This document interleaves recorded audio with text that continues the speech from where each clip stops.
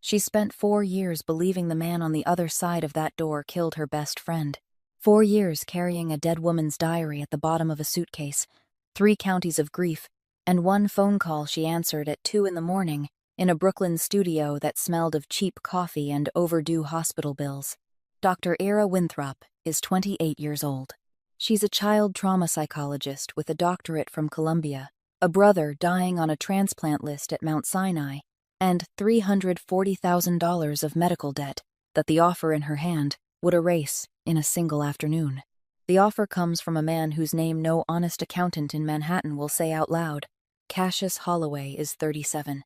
He's the head of the most powerful crime family on the East Coast, the kind of man who buys penthouses with cash and buries his enemies in foundations he poured himself. He hasn't smiled in 4 years, not since his wife took a bullet meant for him on a Tuesday afternoon in October. He's hired 4 child psychologists in the last 18 months to treat his 7-year-old daughter, Renly, a girl who hasn't spoken a single word since the morning her mother didn't come home. 4 psychologists, 4 failures, 4 women paid handsomely to walk away and never speak of what they saw inside Ravenswood Estate. Era's the 5th. She's been in the house exactly 47 minutes when the child looks up from a drawing of a house with 10 locked doors and asks her a question, in a voice rusted from nearly 4 years of silence, that stops the world. "You're gonna leave my daddy too, aren't you?" Upstairs, a man who's heard every word puts one hand against the wall and forgets how to breathe. He doesn't know that the woman kneeling on his daughter's playroom floor came here with a history that's only half revealed, masking a connection he has no reason to suspect. He doesn't know she came to take his child away from him. He doesn't know she's carrying the one piece of paper that could either save his life or destroy what's left of it. And Era, kneeling on that floor with a 7-year-old's gray eyes staring straight through her, doesn't yet know that the man she's spent 4 years hating is about to become the only person in the world she can't afford to lose. If you've ever stood outside a locked door wondering whether the person inside is a monster or just a man too broken to open it, this story's for you. Hit that like button, share this with someone who believes in second chances, and subscribe for a new dark romance every week. Now, let's step through the gates of Ravenswood Estate together. 4 hours before the child asked the question that would split her life in two, Era Winthrop was standing beneath the metal awning outside the door of her Brooklyn studio, holding an old leather suitcase in both arms as if it were the only thing keeping her from dissolving into the damp October air. The black Cadillac Escalade slid up to the curb at exactly 6:30 in the morning, its windows so dark that she couldn't see who was sitting inside. The driver stepped out, a tall man in a black suit, wearing no name tag, offering no greeting, only opening the rear door and waiting with the patience of someone who had done this many times before. Era looked one last time at the room where she had lived for the past year, her 4th sanctuary in 4 years, where the desk lamp she had forgotten to turn off was still glowing, where the fake journal she had placed on the table still waited to deceive anyone who might search the place, and then she stepped into the car. The door closed with a sound as soft as a coffin. They crossed the Throgs Neck Bridge just as the sun had only begun to touch the water, staining the steel the color of old copper. Long Island Sound spread beneath them, gray and flat, as a sheet of glass blown cold. The driver didn't speak. The radio wasn't on. Era looked down at her hands and realized she had clenched the suitcase handle so tightly that her knuckles had gone white. She forced herself to loosen them, one finger at a time. After 40 minutes on the road, the car turned onto a private road with no sign, bordered on both sides by tall oaks that had already shed half their leaves, and finally stopped before an iron gate nearly 4 meters high, with 2 black bronze ravens carved into the 2 stone pillars. The gate opened from the inside, without any signal Era could see. The mansion appeared at the end of the gravel drive, 3 stories of gray stone standing on a rise overlooking the sea, with tall, narrow windows that made her think of a beautiful prison more than a home. A silver-haired woman was waiting on the top step. She wore a neatly tailored dark gray wool dress and a small gold necklace with a Celtic cross. Her pale blue eyes held the gaze of someone who had lived long enough to no longer be surprised by anything. She introduced herself as Mrs. Holloway, the housekeeper of the household for the past 54 years, 40 of those years at Ravenswood, and she spoke in an Irish voice, so soft it sounded like an old hymn. She led Era through a main hall paved with black marble polished so brightly that Era could see her own reflection bending beneath her feet, beneath a crystal chandelier hanging from a ceiling 10 meters high. Along the way, she counted 12 guards, each wearing the same style of black coat, standing at points she hadn't recognized as points until she passed them, each one watching her with the flat eyes of people who had forgotten how to look at anyone as human. Mrs. Holloway stopped at the foot of the grand staircase and turned back to look at her. "There are 3 rules," she said, and she would say them only once. Rule 1. Never enter the music room in the east wing on the 2nd floor. The door is always locked. Don't ask why. Rule 2. Never mention the name Marin in front of the little girl. Not in conversation. Not in treatment questions. Not under any circumstances.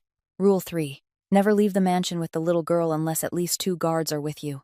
No exceptions. No spontaneous trips. No shortcuts. Mrs. Holloway looked at Era for a long moment after she finished speaking, then added, in a gentler voice, that the 4 people before her had left because they hadn't understood that these rules weren't suggestions. They were the walls keeping this house from collapsing. Era nodded. She didn't trust her voice right then. They went up the stairs, through a long corridor carpeted in deep crimson, to a large oak door in the west wing. Mrs. Holloway knocked twice, softly, then opened the door. Renly's playroom didn't look like any child's room Era had ever seen in her career. There were no toys scattered around. There were no posters on the walls. There was only a low wooden table set in the middle of the room, a box of colored pencils arranged in spectral order, and a thick stack of white paper that looked like an unread book. The little girl sat on a small chair, her head bent over the page she was drawing on, her pale blonde hair tied loosely behind her, her thin little shoulders motionless except for the steady movement of her right hand. The little girl didn't look up when the door opened. She didn't look up when Era stepped inside. Mrs. Holloway backed out and closed the door with the same quietness of someone who had closed doors for many other psychologists before. Era stood there for about 5 minutes, without moving, letting the little girl grow used to the presence of another body in the room. She was about to sit down when the door opened a second time. The man stepped inside without saying anything for about 3 breaths. He was tall, thin in the way only men who don't eat because they forget too can be thin, wearing a black shirt, buttoned all the way up, with no tie and no jacket. A pale gold watch rested on his left wrist, expensive enough that Era didn't try to guess its price. He didn't look at his daughter. He looked at Era, and that look had the quality of something measuring the distance between her and the door. "The 4 people before you," he said, his voice low and even and without feeling, "didn't last more than a week. I don't believe you'll last any longer. I don't care whether you last or not. The only thing I care about is that you don't make my daughter worse than she was when you arrived. If you do that, whether by accident or on purpose, I'll make sure you never practice in all 50 states again. Do I make myself clear?" Era opened her mouth. "What?" She didn't have an answer prepared for that question, because that question wasn't really a question. She said she understood. The man gave one brief nod, without looking toward the little girl drawing in the middle of the room, and left. The door closed behind him with the quietness of something that had been practiced many times. Era stood still in the room that had suddenly become too large. She looked at the child, still bent over her drawing, the strokes of her pencil steady, like a person counting time in the only way she knew.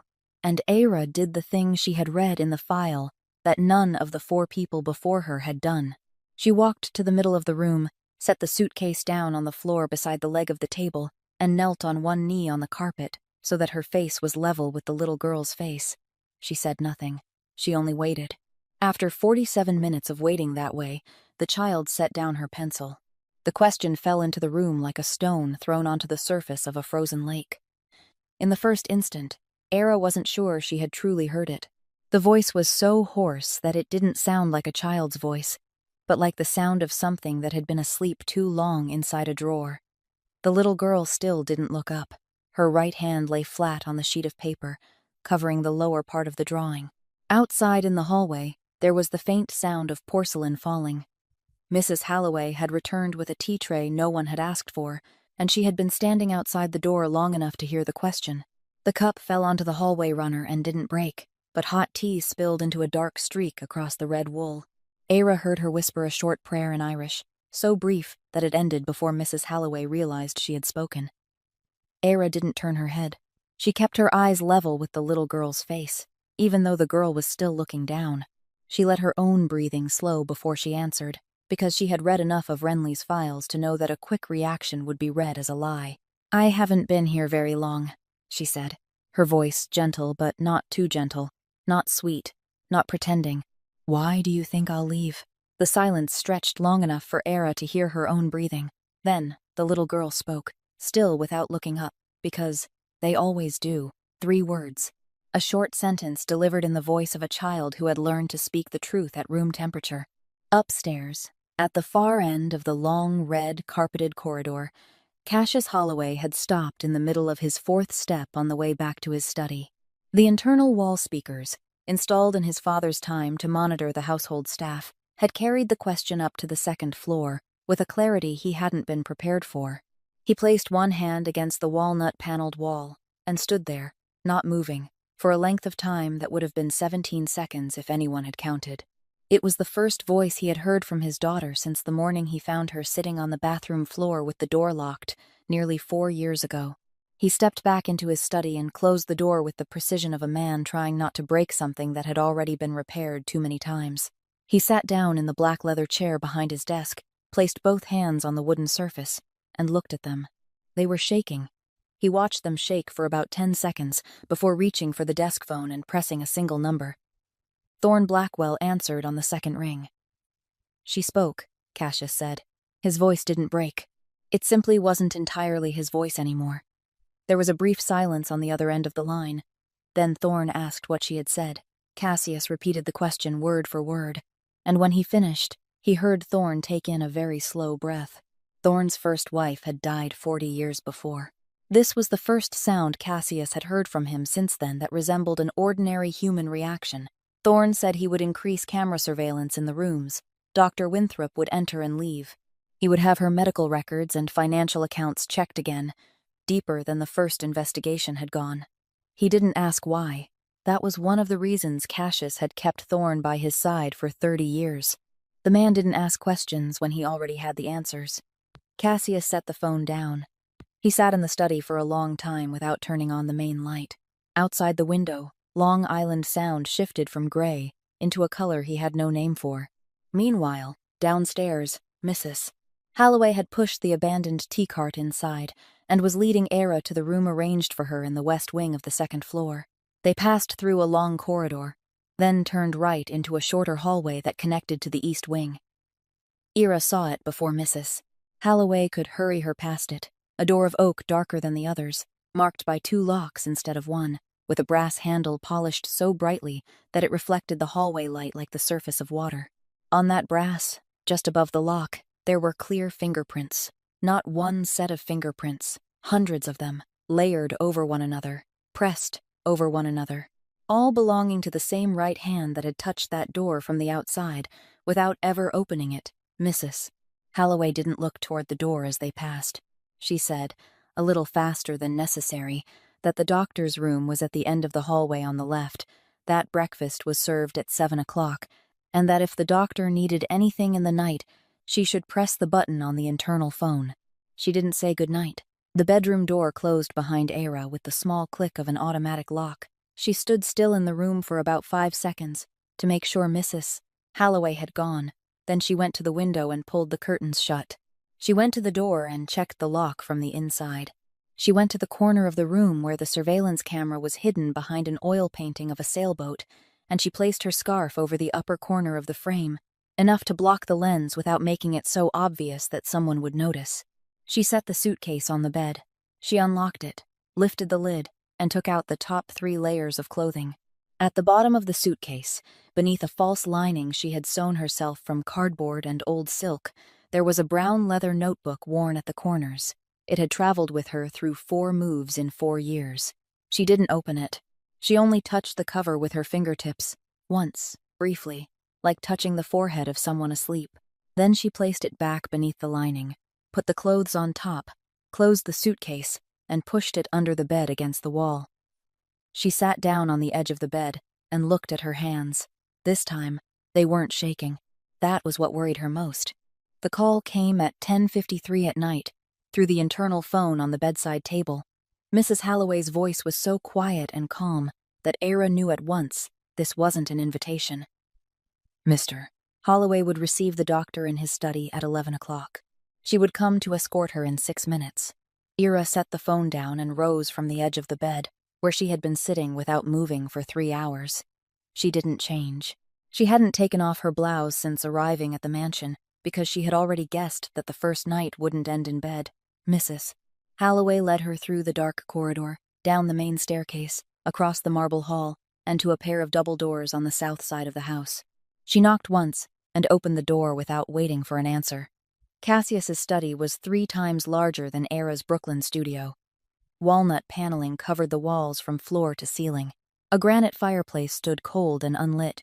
2 walls of books were filled with black and brown leather bindings, and not a single volume looked as though it had been bought for decoration. The main lights were off. Only a small brass desk lamp cast a pool of gold across the large wooden desk, enough to illuminate a cut crystal glass and an opened bottle of 30-year-old Macallan. Cassius sat behind the desk. He didn't stand when she entered. He didn't invite her to sit. She pulled out the leather chair across from him and sat down on her own, because she had decided in advance that she wouldn't stand waiting in this room. He took a slow sip of whiskey and set the glass down before speaking. "Your contract," he said, "has changed." He slid a cream-colored envelope across the desk. Inside the envelope was a single sheet of paper, printed on one side, with the lawyer's signature already prepared. $1,200,000 a year. Full coverage for Finnegan Winthrop's treatment, transplant, and recovery at Mount Sinai, with no cap. A private apartment for her brother in a building in Murray Hill after his discharge, with in-home nursing care for the first 6 months.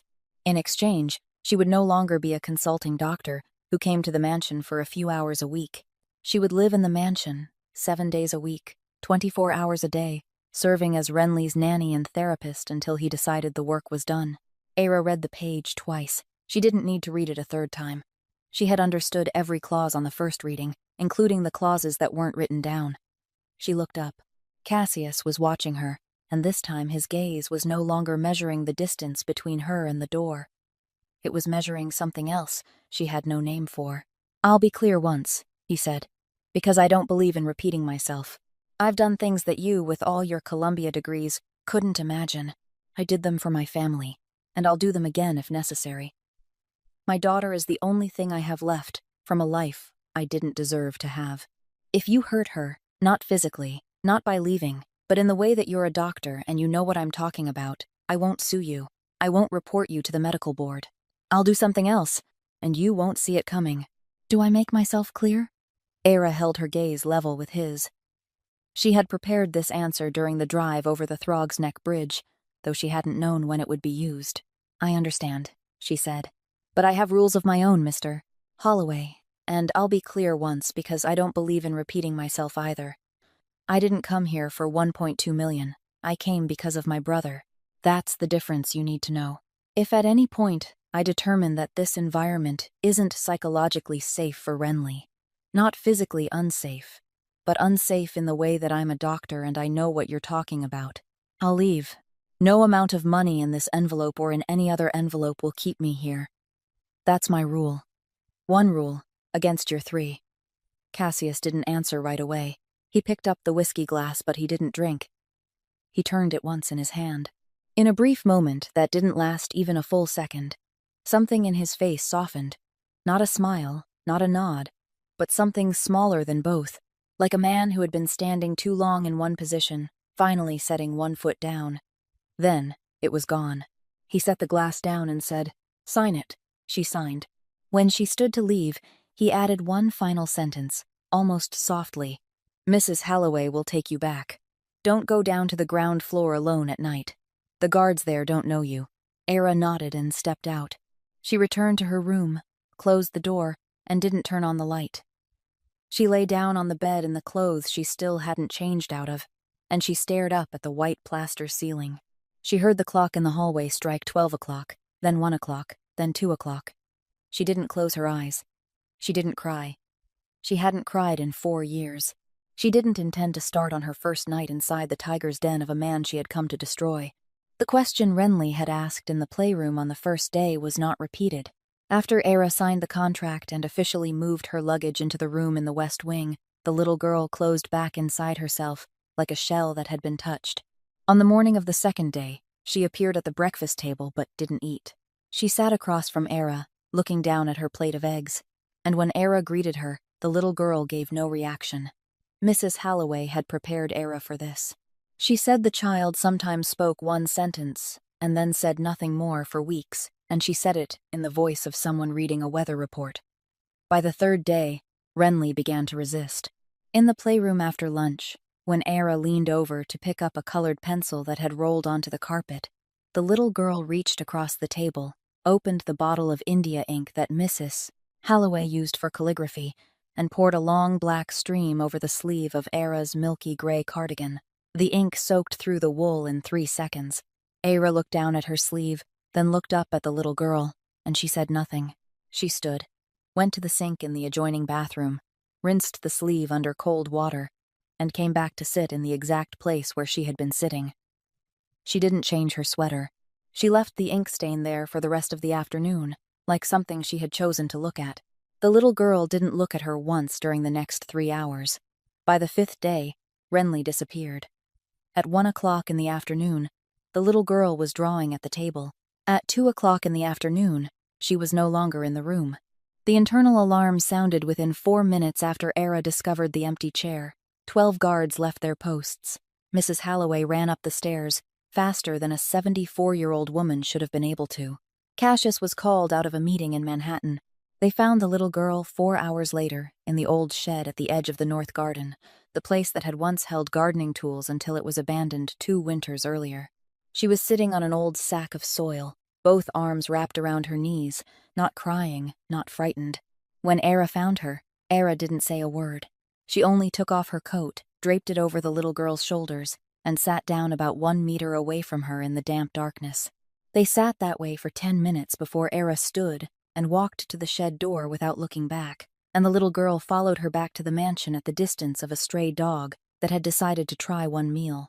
By the 8th day, Era found a folded sheet of paper on her pillow when she returned to her room that evening. It was a portrait. The little girl had drawn Era sitting in the chair in the playroom, but the face had been cut in half by a vertical line running from forehead to chin. The left half had Era's eyes. The right half was blank, nothing but white paper, with a faint pencil mark where the mouth should have been. Era folded the paper again along its original crease and placed it in the top drawer of the desk in her room. She didn't speak about it the next morning. By the 11th day, a dead mouse was found lying in the exact middle of Era's pillow, arranged neatly with its tail curled like a comma. That was when Cassius lost his composure for the first time since Era had come to the house. Not because of the mouse.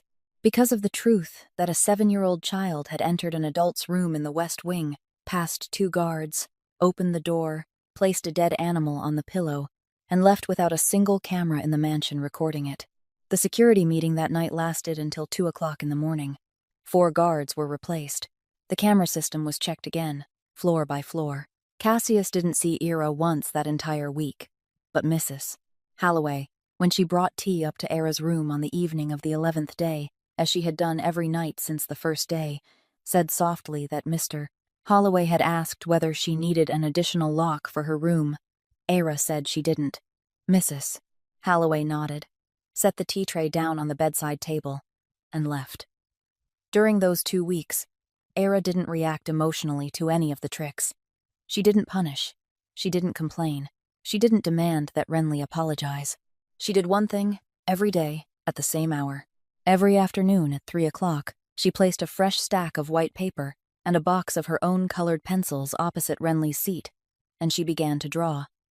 She drew for exactly 1 hour. She didn't look across the table. She didn't comment on what the little girl was drawing. She drew what she saw outside the window, drew her own hand, drew Mrs. Halloway's teacup from memory. When the clock struck 4 o'clock, she put her pencils back into the box, folded her stack of paper closed, and left the room.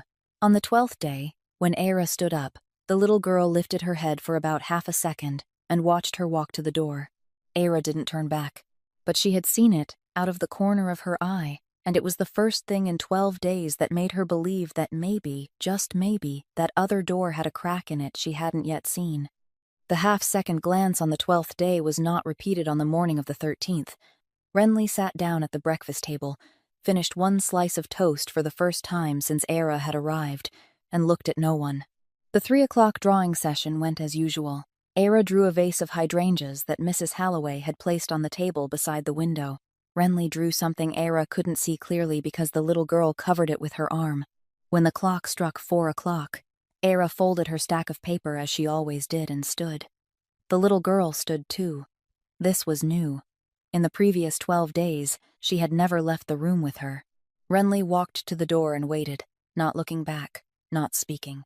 When Era opened the door, the little girl stepped into the hallway first, turned left, and walked toward the place she shouldn't go. Era followed without asking. They crossed the main corridor, went up 3 small steps leading into the east wing, and turned into a shorter hallway Era had never been led through. Renly stopped before the oak door darker than the others, with 2 locks and a brass handle covered in fingerprints. The little girl slipped a hand into the pocket of her cardigan, took out a small brass key worn smooth along the edges, and fitted it into the upper lock. Era stood still. She didn't ask where the little girl had gotten the key. She had already guessed that the answer lay somewhere inside a drawer belonging to a man who hadn't opened this door in 4 years, but also couldn't throw the key away. The door opened inward, with a very faint creak. The smell of the room arrived before the sight of it. Cedarwood that had been left too long in still air, dusty wool, and a perfume Era recognized before she could stop herself from recognizing it. A bergamot and iris oil perfume that Marin had used since her senior year of college. Everything in the room was covered in a thin layer of dust. A black grand piano stood in the middle of the room, fully covered by a gray cloth. 2 deep green velvet armchairs faced an unlit fireplace. On the table beside the chair on the left, a silver picture frame lay face down against the wood.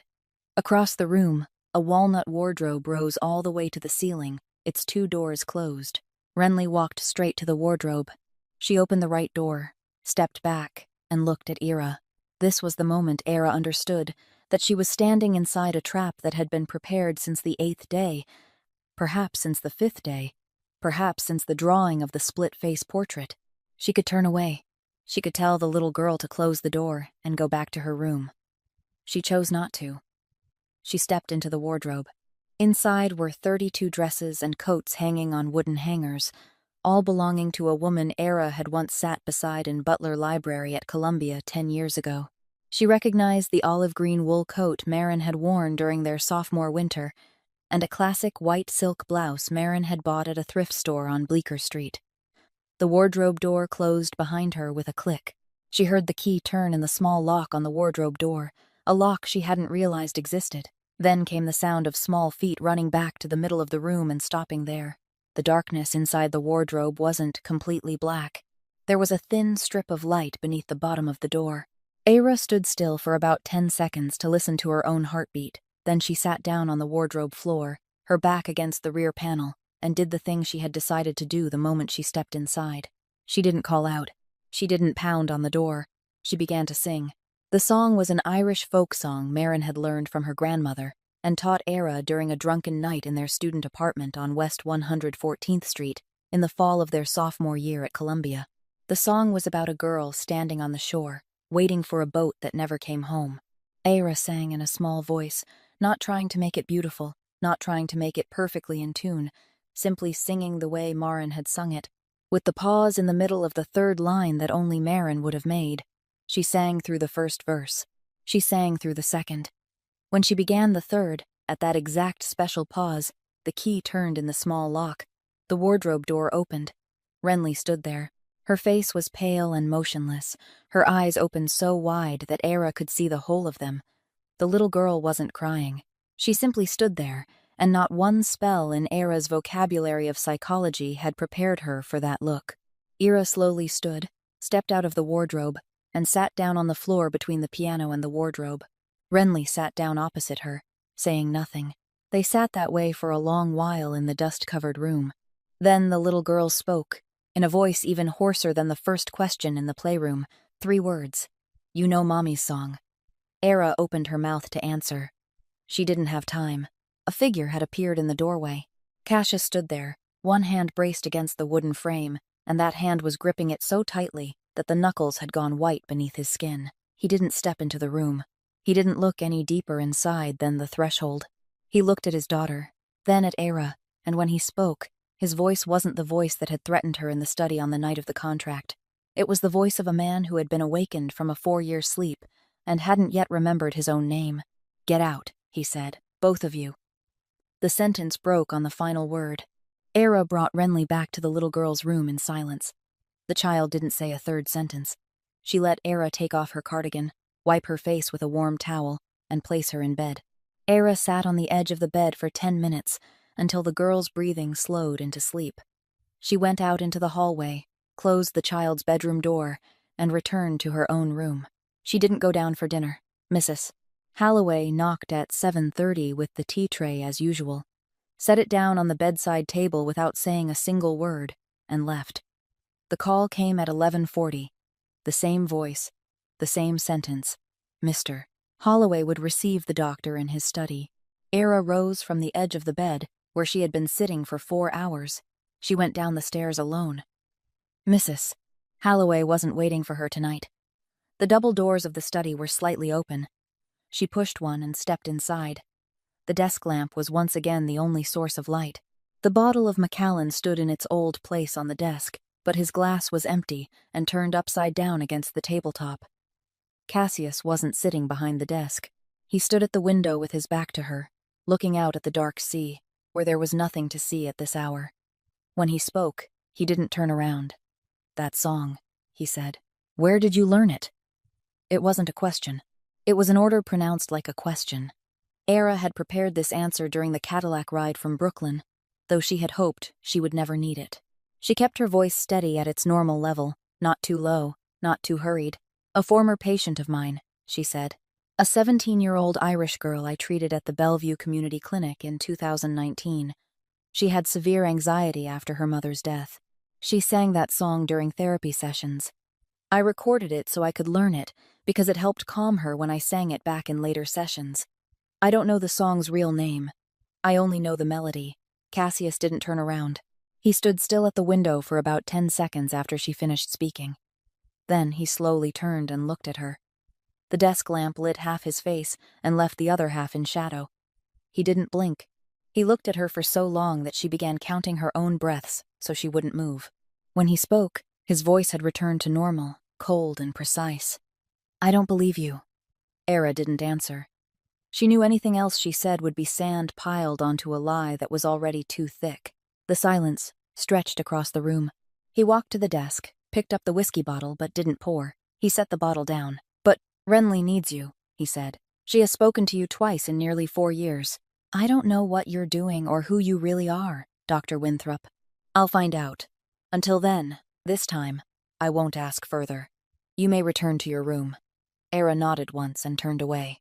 When she set her hand on the doorknob, he added one final sentence, no louder than a breath. "Don't go into that room again." She nodded a second time without turning back. She closed the study door behind her and crossed the marble hall toward the staircase. She went up the main stairs, through the long hallway, into the short corridor of the west wing, to the door of her room. When she placed her hand on her own doorknob, her hand shook for the first time since she had clutched her suitcase handle in white-knuckled terror during the drive over the Throgs Neck Bridge. She stepped inside, closed the door, and stood with her back against it for about a minute before she trusted her legs to carry her to the bed. During that same hour, in an office about 5 miles south of the mansion, Thorne Blackwell sat before a desktop computer in a windowless room. He hadn't gone home in 3 days. On the screen was Columbia University's alumni database, accessed through an account that didn't belong to him. He downloaded the class lists for psychology from 2014 through 2018 and began filtering by academic year.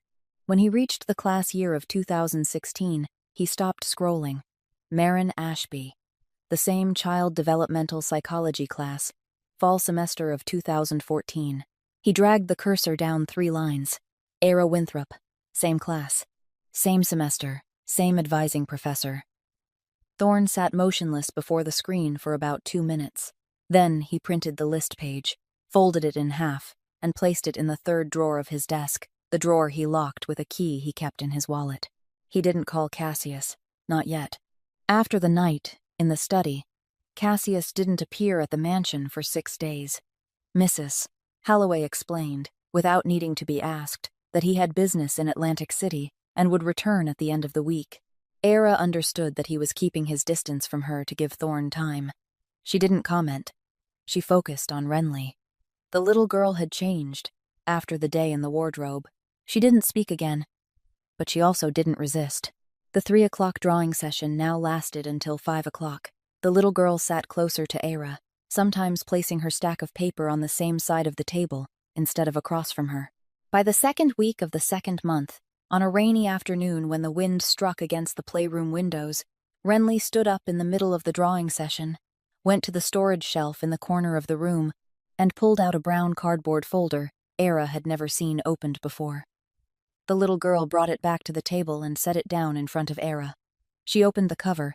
Inside were about 60 drawings. All of them were the same picture. A 3-story house, viewed from the front, with 10 doors drawn in different places, each door with a different lock. The first drawing was done in black pencil. The last was drawn in a pale yellow so faint it was almost invisible on the white paper. Between them were all the other colors, used again and again, sometimes blended, sometimes alone, but always the same house and the same 10 doors. Era looked at the top drawing for a long while. She didn't ask how many times the little girl had drawn it. She had counted. She asked, in the voice she still used during the most professional therapy sessions, what was behind the doors. The little girl didn't answer right away. She looked down at her hands, placed both palms flat on the folder, and said very softly, "Mommy." Era remained silent. She had been trained not to fill the silence after an answer like that. The little girl went on, after about 10 seconds, but I forgot how to open them. That was the moment Era understood. Not through theory. Not through the textbooks on childhood trauma she had read at Columbia 10 years ago. She understood it through the way Renly had said the word, forgot. The child hadn't forgotten her mother. She had locked her mother away. The 10 doors weren't 10 barriers between the little girl and Marin. They were 10 layers of locks that a 4-year-old child had built herself to protect her father. Era had seen this before in other patients, but never with this kind of clarity.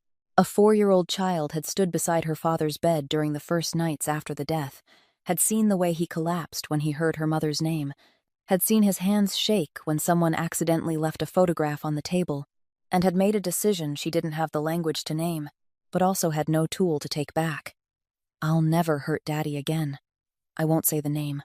I won't cry. I won't say anything at all. Era placed her hand beside the little girl's hand on the cover of the folder, not touching, only close. In the same gentle voice, she said that she understood, and then she added a sentence she hadn't planned to say. Some doors need to stay locked for a while. That isn't your fault. Renly didn't answer. But she didn't pull her hand away. They sat like that until the rain grew lighter. Cassius returned to the mansion on Friday evening. Era heard his car arrive first, then the front door, then Mrs. Holloway's quiet voice giving a report. She didn't go down to greet him. She had understood, since the first week, that she wasn't invited. She went to bed at 11 o'clock. Near 2 o'clock in the morning, she woke because of a thirst she didn't want to leave until morning. She put on her cardigan, went down the main staircase, crossed the marble hall, and walked to the kitchen door. The door was slightly open. The light inside came from the under-cabinet lamps, yellow and weak. Cassius sat at the kitchen island, his back slightly bent.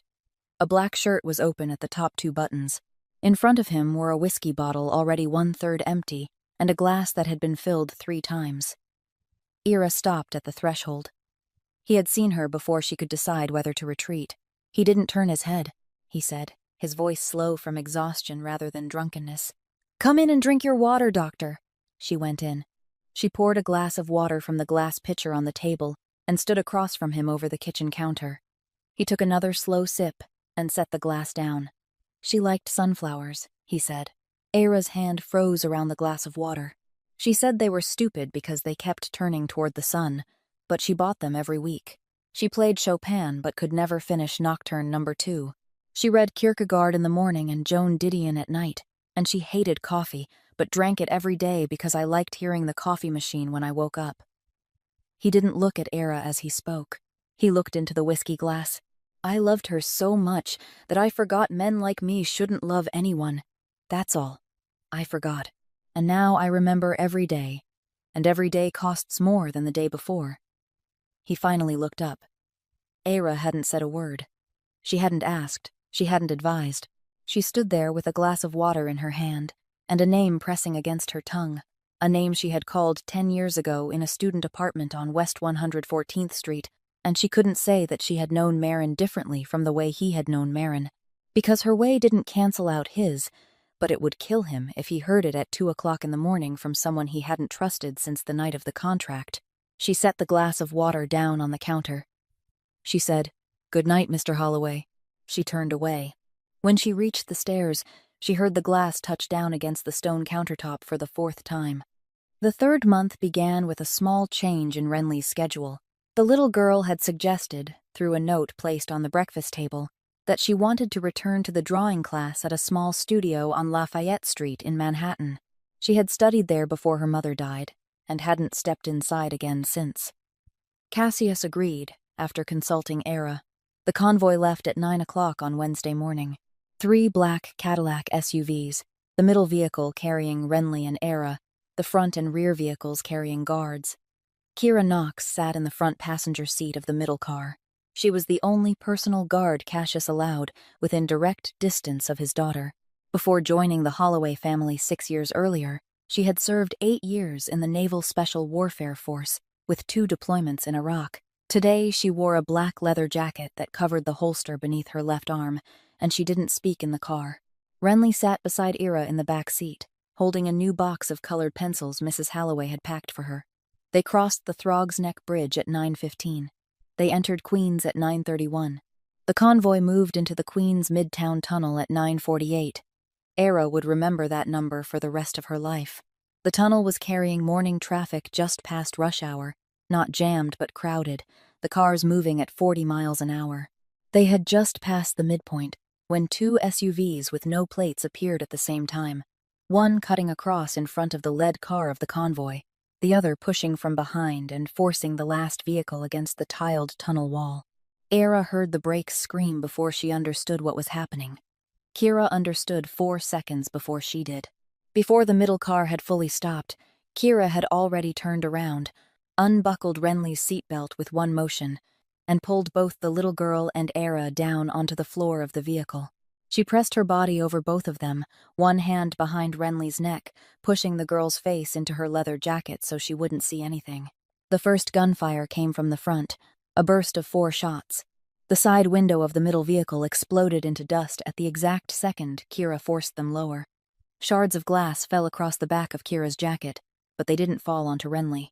The driver of the middle car had called Code 6 into the radio before the second round of gunfire began. Era heard the guards in the front and rear cars, returning fire from their open door positions. She didn't look outside. She couldn't look outside.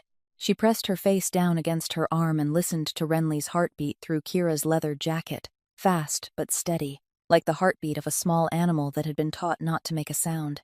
The little girl didn't cry. She didn't scream. She didn't breathe hard. The third round of gunfire lasted about 8 seconds. Then came the shriek of engines and the burn of tires. The 2 SUVs with no plates fled the scene toward the Manhattan exit, with one Holloway vehicle in pursuit.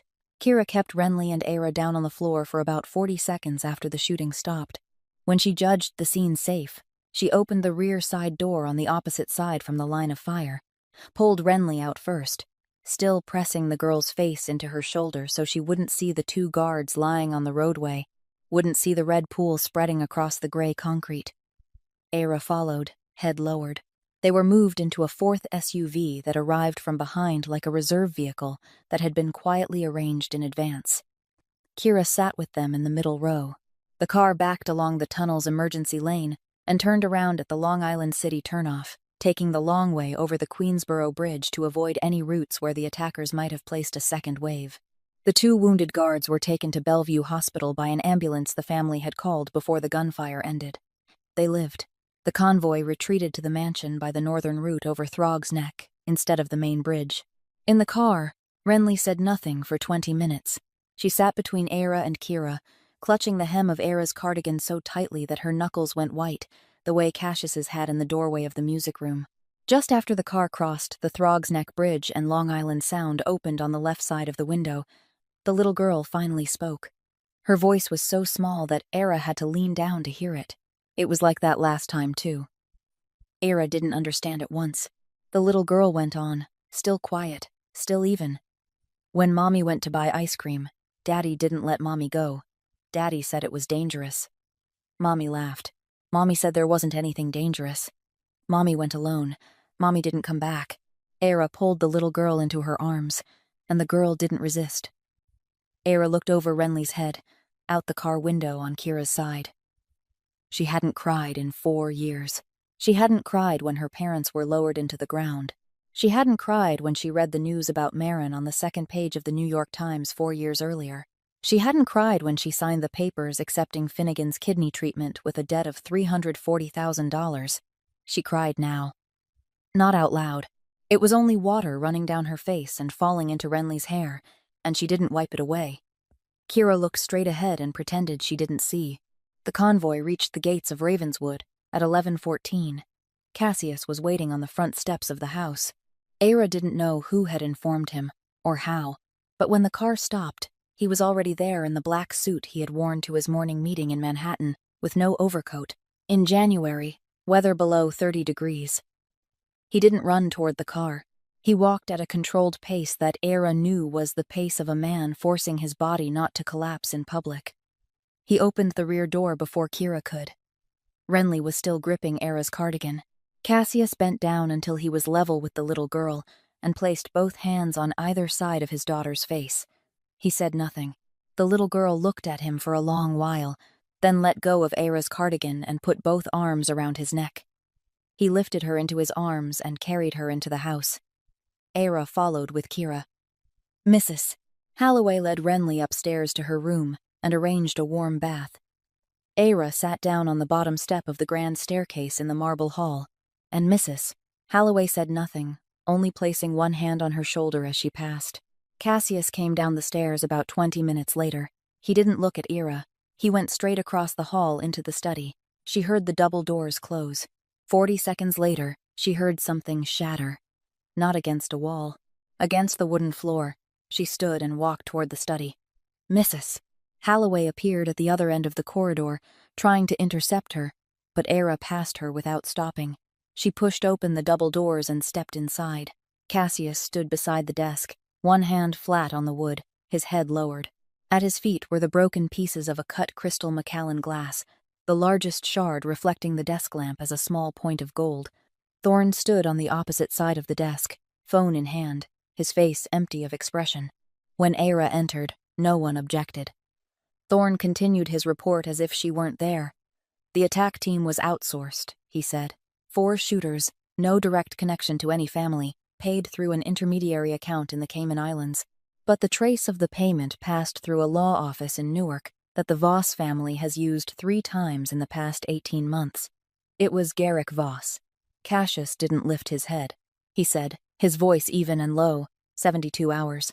I want Voss and his 3 closest men in the ground within 72 hours. Thorne nodded once and started toward the door to call the team. Era stepped between him and the door. She didn't shout. She didn't plead. She stood in the middle of the path, her back to Thorne, and spoke to Cassius. If you kill him, the war will continue, she said. Voss has 2 sons and a sister, and a network you don't control. They'll pay it back in 6 months. They'll pay it back by coming for your daughter. Renly will lose her father the way she lost her mother, and this time, she'll understand why, and she'll never recover from it. She has only just begun to live again. Don't kill that because of a 72-hour decision. Cassius lifted his head. He looked at her across the desk. The desk lamp lit one side of his face the way it had on the night of the contract, but this time there was no practiced coldness. There was something else she had no name for. Something like exhaustion that had lived too long inside one body. He looked at her for so long that Thorne cleared his throat softly. Cassius didn't look toward Thorne. he said, no louder than necessary. Cancel the order. Thorn didn't ask why. He didn't look at Era. He bowed his head once and left the room. The double doors closed behind him. Cassius stood still for a while after the door shut. Then, he said, his voice back to normal. Go to your room, Doctor. Tonight has been enough. Era nodded. She walked past the broken glass on the floor and left the room. She returned to her room in the west wing and closed the door, and she didn't turn on the light. She sat down on the edge of the bed for about 5 minutes. Then she went to the space beneath the bed, pulled out the suitcase, unlocked it, lifted the false lining, and took out the brown leather journal. She turned on the small desk lamp in the corner farthest from the camera.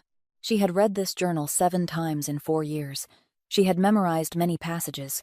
She had decided, from the very first reading, that the final words Marin had written were an accusation against Cassius. She opened to page 87.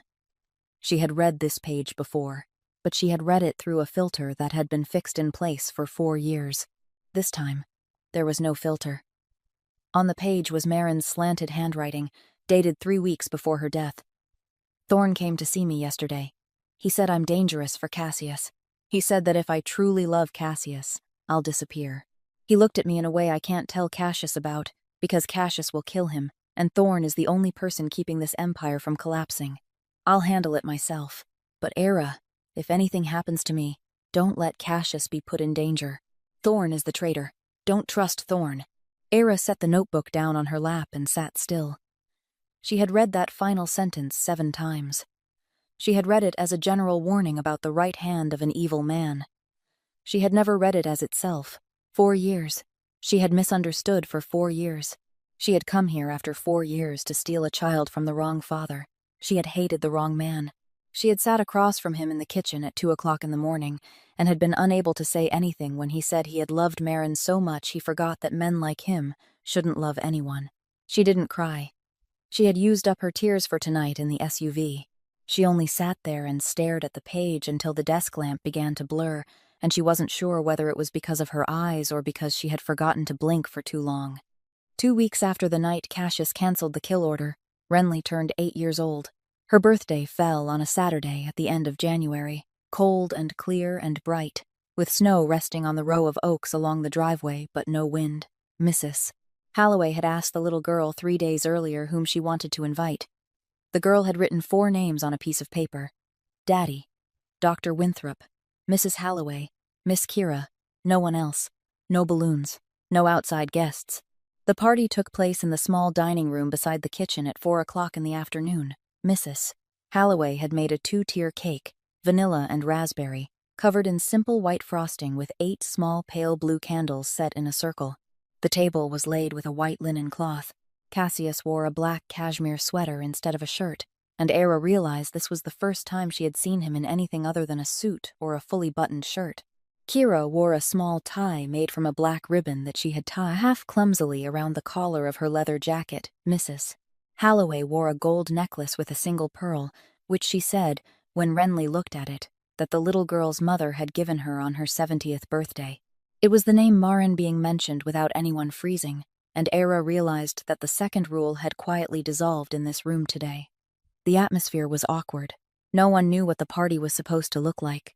It had been 4 years since any of them had sat around a birthday cake with candles in it. Renly sat at the head of the table. Cassius sat on her right. Era sat on her left. Mrs. Halloway lit the candles. 8 small flames. They sang happy birthday in voices none of them trusted. Cassius barely singing at all, only moving his lips, but Kira sang louder than anyone expected, and that made Renly laugh. That laugh, Era remembered it. It was hoarse because her throat hadn't been used in nearly 4 years, and it ended sooner than it should have, but it was a laugh, not half a laugh, not a crooked sound. Cassius placed both hands on his lap and looked down at the table. Mrs. Halloway pretended to adjust her napkin.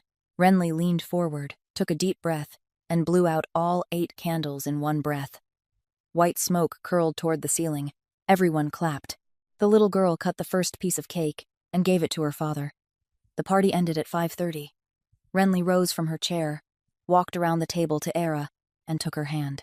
She said, in a voice still hoarse but clearer than the words in the music room, I want to hear you play the piano. Era understood at once which piano the little girl meant. Mrs. Halloway looked at Cassius. Cassius looked at no one. He rose from his chair, went out into the hallway, up the main staircase, and Era and Renly followed him. Kira stayed behind with Mrs. Halloway in the dining room. When they reached the East Wing corridor, Cassius stopped before the music room door. He stood still for about 5 seconds. Then he reached into the pocket of his sweater and took out a small brass key worn smooth along the edges, the same key Renly had used on the 13th day. He fitted it into the lock. He turned it. The door opened inward. He didn't step inside. He stood in the doorway and placed one hand on the wooden frame, not gripping it tightly the way he had on the night of the song in the wardrobe, only laying it flat. Era entered first. Renly followed her. The little girl sat down in one of the 2 deep green velvet armchairs, folded her knees up onto the chair, and waited. Era walked to the black grand piano. She pulled off the gray cloth, folded it, and placed it on the bench. She opened the lid. She sat down at the piano bench. She began to play Chopin's Nocturne No. 2 in E-flat major. She hadn't played the piece since the year she graduated from college, but her fingers remembered what memory had forgotten. She played the opening slowly and evenly, letting the high notes of the main melody rest over the left-hand chords. She played to the middle section where the rhythm shifted faster.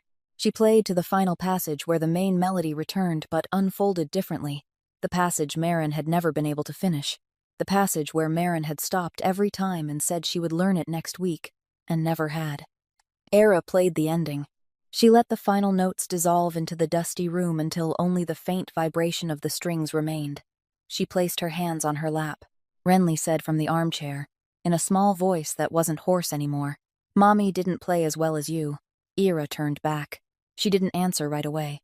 She looked at the little girl, and then up at the doorway, where Cassius still stood. She said, "Your mother was special in a different way." Cassius stepped across the threshold. For the first time in 4 years, he didn't look toward the piano. He walked to the armchair opposite the one where Renly was sitting, the chair Era knew was the one Marin had sat in every evening when she read Kierkegaard. He placed one hand on the back of the chair. He stood still for about 10 seconds. Then he sat down. He didn't cry. He only drew one long, deep breath, and Era realized it was the first breath he had taken in this room since that October morning 4 years before. Renly fell asleep in the velvet armchair about 40 minutes after Cassius stepped into the room. She had listened to Era play 3 more pieces, 2 by Debussy and 1 by Satie, before her head leaned against the armrest and her eyes closed. Cassius stood without making a sound, lifting the little girl with both arms in the way a man nearly 6 feet 3 could lift an 88-pound child without waking her. Era followed him to the girl's room in the West Wing. He laid her down on the bed. "Mrs. Halloway appeared without being called, pulled the blanket up to the girl's shoulders, turned off the main light, and left the small owl-shaped nightlight glowing with a faint gold. When they stepped out of the room, Mrs. Halloway said softly to Cassius that she had prepared a bottle of red wine and 2 glasses in the music room, in case he wanted them. She said it without looking at either of them. Then she went down the stairs toward her servant's wing and didn't look back. Era stood outside Renly's door for a while, not certain whether she should go to bed. Cassius looked at her. He said nothing, only turned and walked toward the East Wing corridor. She followed. The music room had changed slightly now. Mrs. Halloway had lit 3 candles on the mantel. The gray cloth that had covered the piano had been neatly folded and placed on a side chair. A bottle of Tuscan red wine had been opened and left to breathe on the small table beside the armchair where Marin had once sat. 2 glasses stood beside the bottle. Cassius closed the door behind them. It was the first time this door had been closed from the inside in 4 years. He poured the wine. He handed 1 glass to Era. She stood beside the piano. He sat on the edge of the opposite armchair, both hands wrapped around his glass. They drank without speaking for about 10 minutes. The candles crackled softly. The sea wind whispered through the narrow gap in the window. Then he set his glass down on the table. He stood. He walked to the piano and to where she was sitting on the bench, because at some point she had sat down without remembering it. He stood in front of her, both arms resting at his sides. He lifted his right hand and placed it against her cheek.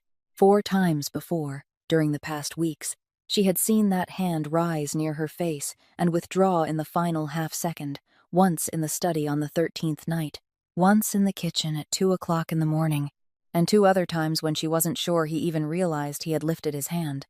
This time, he didn't pull away. His hand stayed on her cheek.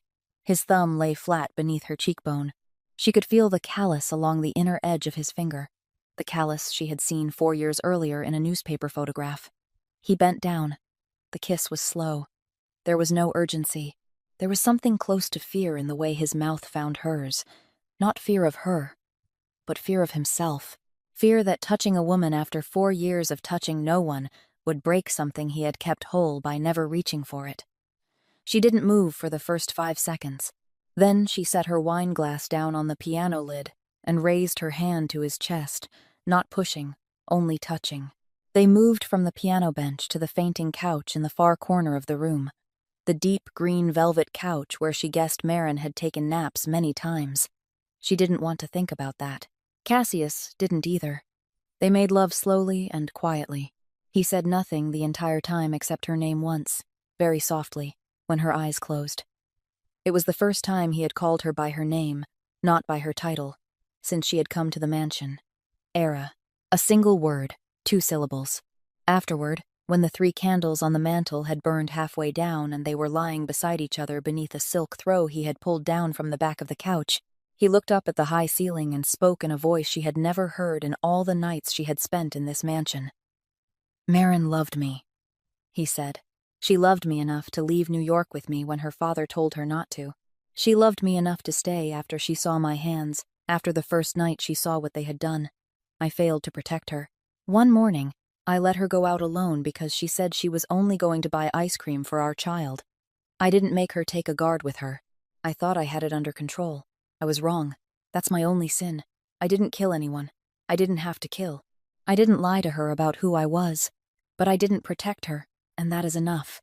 Ira said nothing. She couldn't. He turned off the small table lamp beside the couch. The room was left with only the weak candlelight. In the darkness, he couldn't see her face. That was what she needed. She cried without making a sound, both hands lying flat on his chest, tears sliding sideways through her hair and falling onto the velvet cushion. She didn't cry from happiness. She didn't cry from tenderness.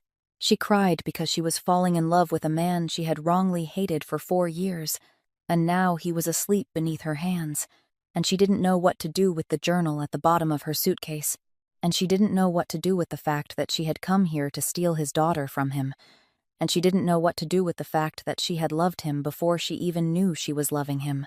Cassius slept. Era stayed awake until nearly dawn. Era left the music room at 5:40 in the morning. Cassius was still asleep on the fainting couch, one arm laid across his chest, his breathing steady. She folded the silk throw up to his shoulders, pulled her dress down, and put her cardigan back on. She didn't kiss him before she left. She didn't look back from the doorway. She returned to her room in the West Wing, showered for 6 minutes under the hottest water she could bear, put on a simple sweater and trousers, and went down to the kitchen at 6:15. She needed coffee before she could face herself in the mirror any longer. The under-cabinet lights in the kitchen were already on. She realized that when she reached the middle of the hallway, but she kept walking. She stepped over the kitchen threshold and froze. Cassius sat at the kitchen island, in the same place where he had sat on that 2 o'clock morning, talking about sunflowers and Chopin. He wasn't wearing the cashmere sweater from the birthday party. He had changed into a black shirt, buttoned all the way up. His hair had been combed. His face had been washed. In front of him, on the stone countertop, sat an untouched cup of black coffee and a brown leather notebook worn at the corners. The journal lay open in the middle of the counter, 2 pages held flat by the bottom of the coffee cup. Era recognized the page on the left. It was page 87. Cassius didn't look up when she entered. He waited until she had come to within about 2 meters of the counter. Then he spoke, his voice so even that she knew at once this was the most dangerous voice he had. "What should I call you?" he said. "Dr. Winthrop, or Era, my wife's college roommate." She didn't answer. She couldn't move from where she stood. He turned his head slowly and looked at her for the first time since she had stepped inside. There was no anger, no pain, nothing. His face had returned to the state she recognized from that first morning in the playroom, when he had told her that the 4 people before her hadn't lasted more than a week.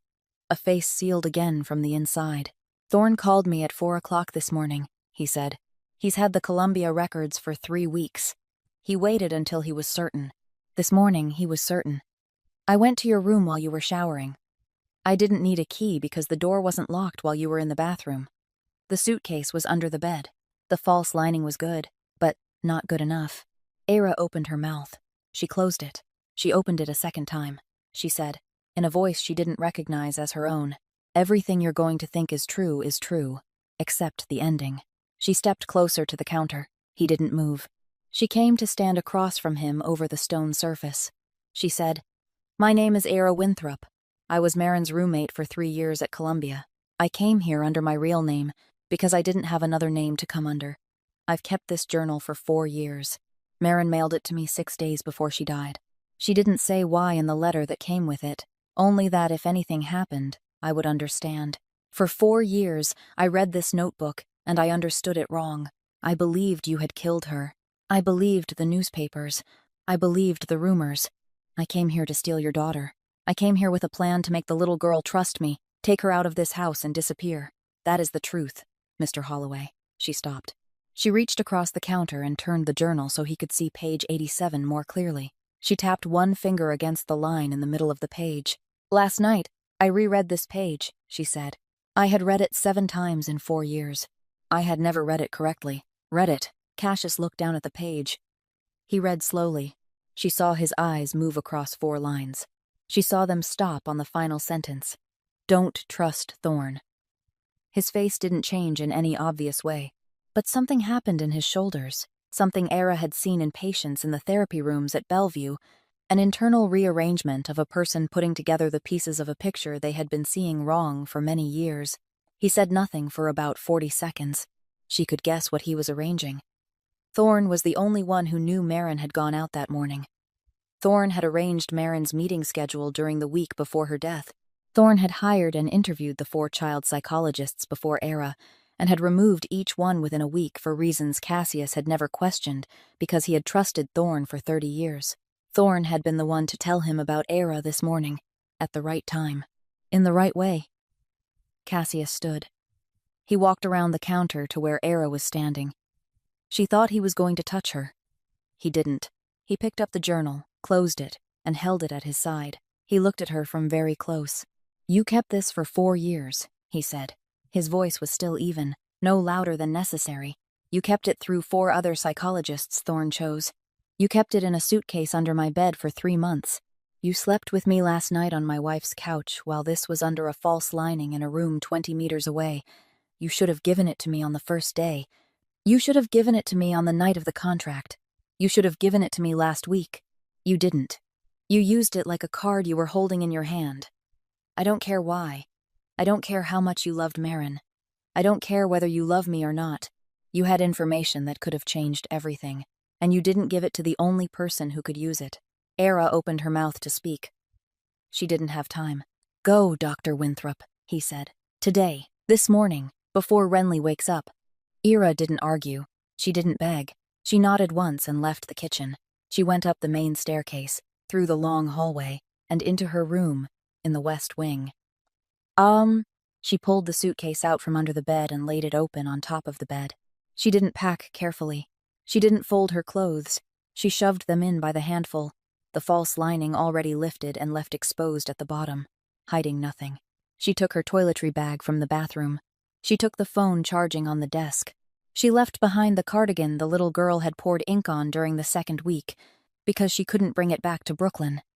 She closed the suitcase. 16 minutes. Before leaving the room, she stood still for a moment in the middle of the floor. She looked at the door.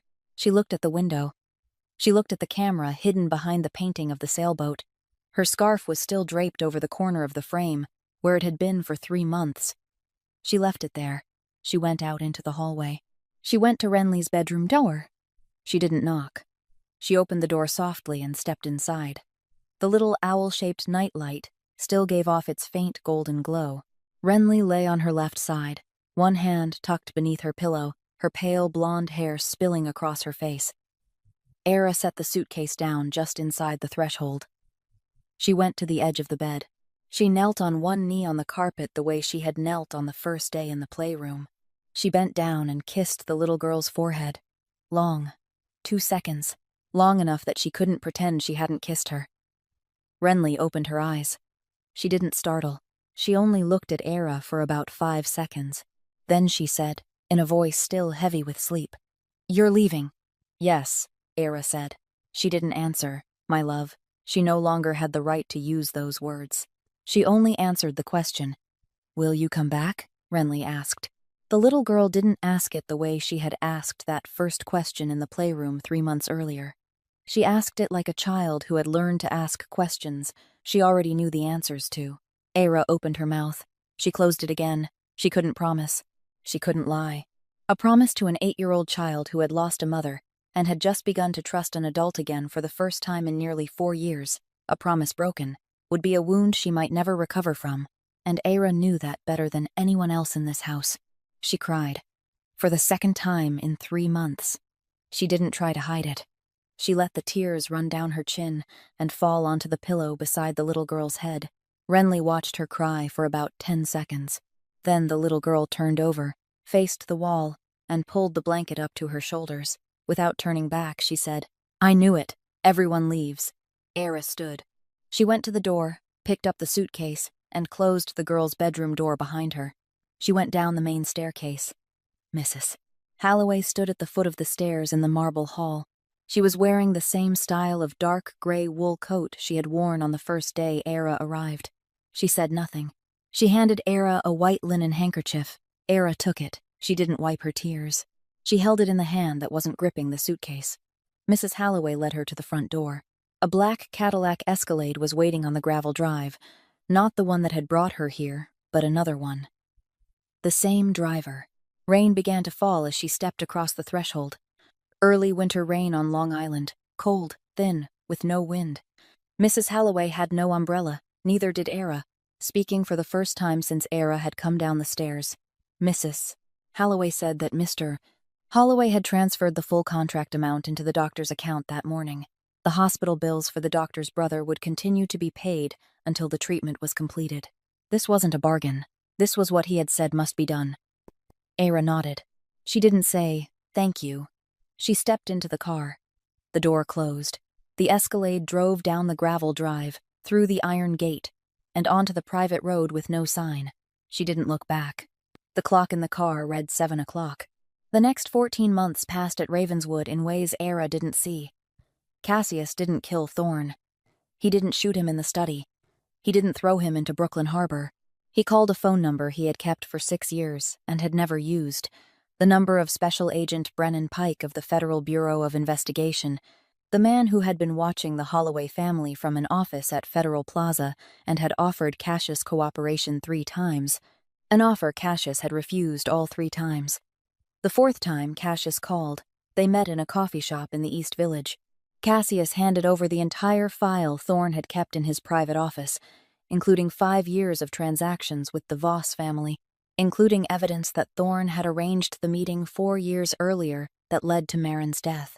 Thorne was arrested 6 weeks later on a Thursday morning at a private airfield in Teterboro while he was preparing to fly to Zurich. Cassius made peace with Garrick Voss through a 3-month negotiation coordinated by an intermediary lawyer. The 2 families stopped their operations against one another. Cassius began converting the Holloway empire into entirely legal real estate, a process he knew would take years and would cost more money than it made. He didn't smile. He didn't ask about Era. Every night after Renly went to sleep, he went into the music room. The door was never locked again.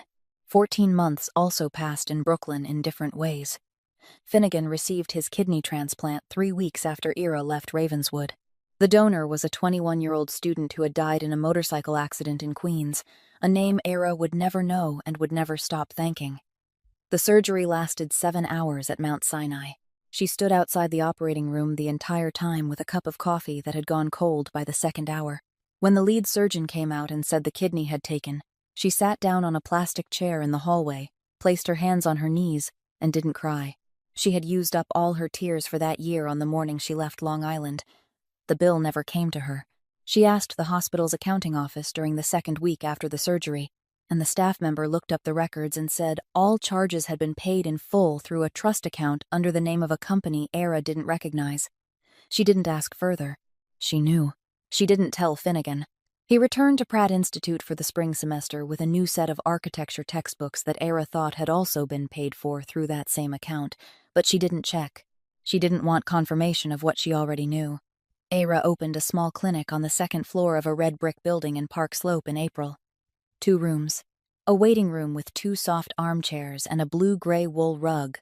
A therapy room with a low table, boxes of colored pencils arranged in spectral order, and thick stacks of white paper. She specialized in children after trauma. She charged on a sliding scale. She didn't advertise. Patients came through referrals from 3 hospitals in the area and 1 charity organization in the Bronx. In 14 months, she treated 24 children. She didn't cry with any patient. She didn't cry alone. She didn't smile much. She worked, and one Friday afternoon in April, a light rain began to fall at 3 o'clock. Era was sitting in the therapy room after the last session of the day, writing notes in the file of a 9-year-old boy who hadn't spoken for 6 months after his father died. When she heard the bell on the outer glass door ring, she had no more appointments scheduled. She stood and went out to the waiting room.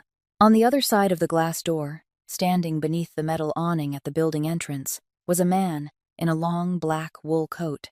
No guards, no Cadillac parked at the curb. His hair had a few more gray strands at the temples. His face was thinner than she remembered. She didn't know how long he had been waiting there. He didn't knock. She stood still in the waiting room for about 5 seconds. Then she went to the door, opened it, and stepped outside beneath the metal awning beside him. She wasn't wearing a coat. She didn't have an umbrella. The rain was light enough for the awning to keep most of it off, but wide enough for droplets to splash against the edges of her shoes. He didn't begin speaking right away. They stood beside each other for about 30 seconds. Then he said, without looking at her, "I was jealous of someone who was dead." Era didn't answer. "I didn't send you away because you had kept the journal for 4 years, he said. "I sent you away because, after the night in the music room, I couldn't bear that someone else had been close to Marin in a way I hadn't been. You had known her in rooms I never entered. You had known her before I even knew her name. I couldn't accept that. I sent you away and called it about the journal because the journal was easier than the truth. The truth is, I didn't forgive myself for loving you that night. I didn't forgive myself for touching someone who wasn't my wife. I was jealous of the dead, and I punished you for my own feelings." He turned his head and looked at her for the first time since she had stepped outside. "You're not Marin," he said. "You don't need to be her. You don't need to make up for her. You don't need to explain 4 years. You're yourself. You're Era Winthrop, the psychologist in Brooklyn who knelt down level with my daughter on the first day. And that is enough. Renly needs you. I need you. I'm sorry it took me 14 months to understand what you understood in 47 minutes. The rain grew a little heavier. Era looked at him. She didn't think about her answer ahead of time. She didn't need to. "I've loved you for the past 14 months, she said. "Every day. I didn't know I loved you until that first night in the SUV coming back from the tunnel." Cassius lifted his right hand between them. He said nothing. This time, she didn't wait. She took his hand. 11 months after that rainy afternoon in Park Slope, Era Winthrop married Cassius Holloway in the south garden of Ravenswood on the 2nd Saturday of May. 30 guests. White chairs arranged in 2 short rows on the freshly cut lawn, a simple wooden arch covered with sunflowers and white hydrangeas, Long Island Sound spread out behind them in blue-gray like a lowered curtain. Mrs. Holloway wore a new navy wool dress and had cried once during the rehearsal, and she didn't cry again on the actual day. Kira Knox stood in the front row in a black suit tailored specially for the occasion, without a holster beneath her arm for the first time in 6 years of service. Finnegan Winthrop walked his sister down the aisle. He had fully recovered, had returned to Pratt Institute, had gained 9 pounds, and had let his hair grow longer. He wore a dark gray suit whose price his sister hadn't asked about. Renly was the flower girl. She was 9 years old, wearing a pale blue silk dress that fell to her ankles, with a small crown of sunflowers tucked into her blonde hair, which had grown 2 inches longer since Era remembered.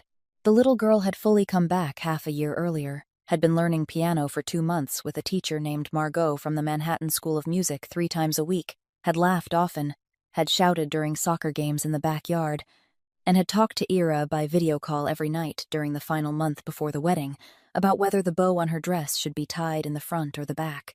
She walked ahead of Ira down the aisle, scattering sunflower petals from a small wicker basket, and when she reached the wooden arch, she turned around and waited like someone who had been taught the procedure, but had also decided along the way that she would do it in her own way.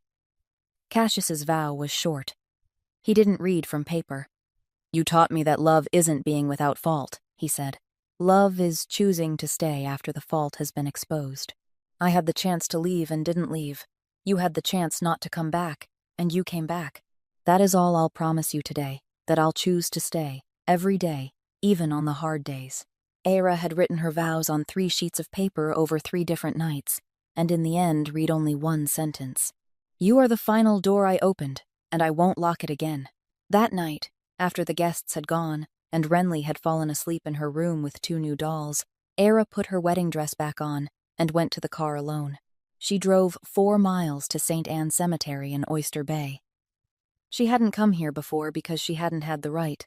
Marin's grave was in the 3rd row, beneath a young oak planted 5 years earlier on the same day as the funeral. The gray granite headstone was simple, with her full name and 2 dates. Ira placed a large bouquet of sunflowers at the foot of the stone. She didn't kneel. She stood straight and spoke softly, without crying, only speaking. "I found the door, old friend. I did what you asked. I stayed. I'll take care of both of them. I promise." She placed one hand on the top of the headstone for about 5 seconds, then stepped back and got into the car to return to Ravenswood. 13 years later, on another May afternoon, 22-year-old Renly Holloway graduated from Yale University with a bachelor's degree in psychology. Her thesis was titled "Silence as a Form of Protection in Children After Trauma."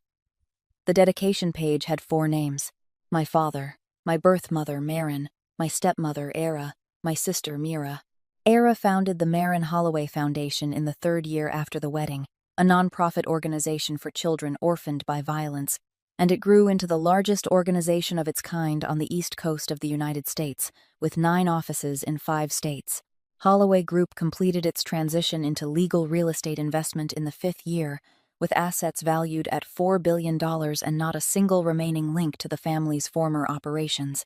Cassius Holloway never held a gun again after the night Thorne Blackwell was arrested. At Ravenswood Estate, the doors were never locked anymore.